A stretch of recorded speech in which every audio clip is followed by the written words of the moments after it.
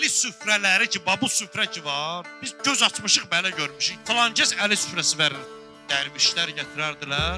Əli süfrələri verərdilər. Ali Mevla, Ali Mevla, Ali Mevla, Ali. Bayramımız mübarək olsun. Həçxanların ruhunu Allah şad eləsin.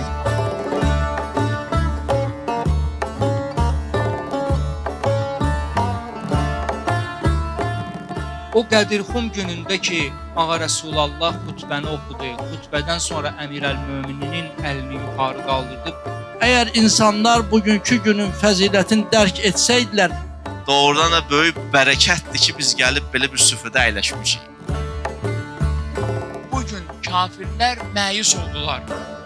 Bu imani və məzhəbi bayramdır. Bir gün Xudavənd Mütəal iradə eləyib yer kürəsini, onu ümməti bir bayram qərar verəcək.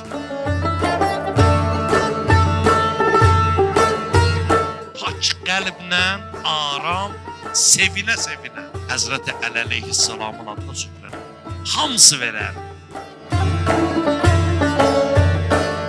Belə dilimdə zikriyyət, ey Allah, Muhammed ya Ali, Allah. Əmirəl-Möminin Əli ibn Əbi Talibin özü və pak şiələrindən ayırma inşallah. Ali, Ali, ya Ali, Ali, Ali, ya